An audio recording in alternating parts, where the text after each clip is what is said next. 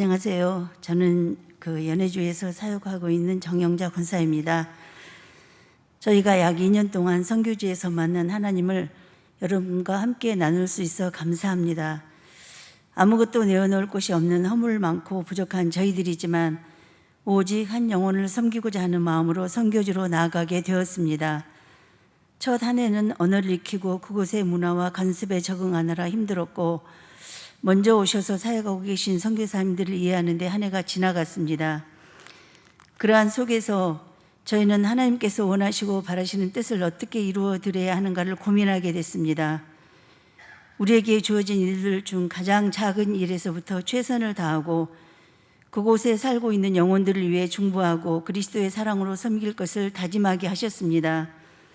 금년 초에는 복잡한 서류들을 준비하고 적지 않은 비용을 들여 현지 변호사를 통해 장기 비자를 신청하였습니다.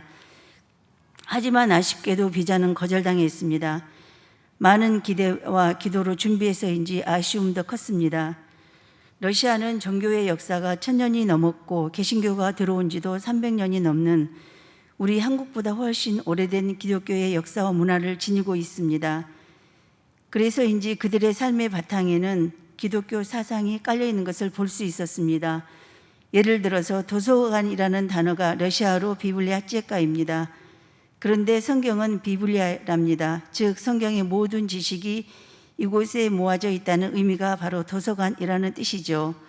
또 어느 한 시골 마을의 명칭은 예수 사랑 마을이라고 불리는 곳도 있습니다. 러시아인들은 생명을 깊이 존중하고 타인에 대한 양보와 배려심이 컸습니다. 이들과 함께 하면서 그들의 수준 높은 인격을 경험할 수 있었습니다. 연수 기간은 단순히 우리에게 언어만을 공부하는 것이 아니라 부족한 저를 복음에 합당한 선교사적인 삶을 살기 위한 영성과 인성과 지성을 갖춰가고 있는 시간이었습니다. 또한 영적인 우월감을 갖고 그곳 사람들을 과소평가하는 그런 교만한 마음이 제 안에 있다는 것도 발견하게 되었습니다. 미처 회개하지 못한 것들도 기억하게 하셔서 더욱 겸손히 하나님 앞에 엎드리게 하셨고, 이들을 향한 예수 그리스도의 마음을 품고 가장 낮은 자세로 섬겨야겠다고 다짐하게 하셨습니다. 무슨 독을 마실지라도 해를 받지 않게 하는 하나님을 만나게 되었습니다. 비자가 만료되는 6월 30일에 저희는 한국으로 귀국할 예정이었습니다. 그런데 6월 중순부터 러시아에는 코로나 확진자가 급속히 늘어나기 시작하였고, 함께 공부하고 있는 한국인 선교사들에게도 증상이 나타나기 시작하였습니다. 그분들도 비자 만료로 귀국을 앞둔 상태였습니다. 며칠 지나지 않아 확진받은 선교사들은 10여 명이 늘어나고 일부는 증상이 심하여 병원에 입원하게 되었습니다. 사태가 심각해지자 학교 측에서는 걱정하며 저희에게 하루라도 빨리 출국하라고 권유했습니다. 그래서 저희는 비행기표를 예정보다 일주일 빨리 앞당겼고 출국 전 시행한 PCR 검사에서 다행히 음성 판정을 받고 비행기를 탈 수 있었습니다. 그런데 한국에 귀국 후 진행한 PCR 검사에서 저는 또다시 양성 반응이 나왔습니다. 다행히 아무 증상 없이 생활치료센터에서 의료진의 도움을 받으며 열흘 동안 편히 지낼 수 있었죠. 그런데 놀랍게도 함께 지낸 장로님은 음성이 나왔습니다. 출국 며칠 전까지 노브로사노브카 교회에서 창문을 교체하고 화장실 설치 등 내부 공사를 했는데 함께 작업했던 분들 중에 몇 사람이 코로나 확진을 받았는데도 말입니다. 하나님께서는 한 길로 왔다가 흔적만 남기고 7길로 도망가게 하시는 그분의 손길을 우리에게 경험하게 하셨습니다. 저에게는 꿈이 있습니다.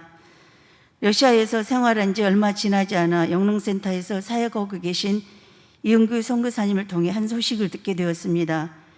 영농센터를 통해 비닐하우스로 농사를 짓고 있는 고려인들 중에서 찌까로프에 교회를 세워달라는 요청이었습니다.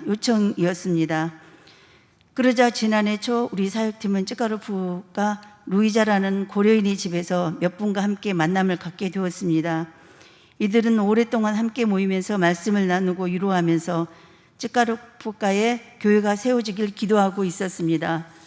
저는 그분들 중 루이자 성도님의 고백이 생생합니다. 루이자는 저희들에게 자기 자녀들을 위해서는 이 지역에 꼭 교회가 세워져야 한다고 간절히 말했습니다. 그분들을 만나고 돌아오는 길 하나님께서는 저희 사역팀 모두에게 하나의 마음을 허락해 주셨습니다. 이분들과 함께 쯔카르푸가 마을에 교회를 세워야겠다고 다짐하였습니다. 이후 이분들은 이웃에 사는 노브로사노브카 교회에서 예배를 드리는 날이면 택시를 타고 와서 함께 예배를 드렸습니다. 그렇게 함께한 시간이 1년이 넘었습니다. 지난 5월은 이분들에게 의미 있는 날이었습니다. 쯔카르푸카에서 거주하는 고래인 마리아 성도님 집에서 예배를 드리기 시작한 것입니다. 어느 날은 교회를 사용할 수 있는 적합한 건물도 보게 되었습니다. 우리 교회 사역팀 모두는 그 건물을 구입하여 예배당으로 사용되기를 바라며 기도하고 있었습니다. 저는 기도한 중 제가 한때 품었던 까맣게 잊은 한 생각이 떠오르기 시작했습니다. 제가 10살 때 저희 고향 작은 시골 마을에 교회가 세워졌습니다. 동네 사람들이 서울 할머니라고 부르는 한 여인이 무당집을 구입하여 예배당을 세운 것입니다. 저는 그때부터 교회를 나가게 되었고 예수님을 알게 되어 구원의 은총을 받게 된 것이지요. 그 후 30대에 하나님과 깊은 만남이 있었습니다. 제가 하나님의 자녀가 되어 살아가고 있다는 것이 너무나도 감사하였습니다. 어렸을 때 그 교회가 세워지지 않았다면 하나님을 알지 못한 상태로 계속 살아가고 있었을 텐데 그 교회를 통해 하나님 은혜로 구원받은 하나님 나라의 백성이 되었다는 사실이 너무나도 감사했습니다. 그때 저는 속으로 이렇게 다짐했었습니다. 나도 언젠가 여유가 생긴다면 교회가 없는 지역에 서울 할머니처럼 교회를 세워야겠다고. 그 후 많은 시간이 흐르고 까맣게 잊고 있던 젊은 날의 다짐이 찌까르푸 교회를 위해 기도하는 가운데 되살아난 것입니다. 이후에 성경을 읽은 중 하나님께서 또다시 저에게 말씀하셨습니다. 에스더 4장에 있는 말씀입니다.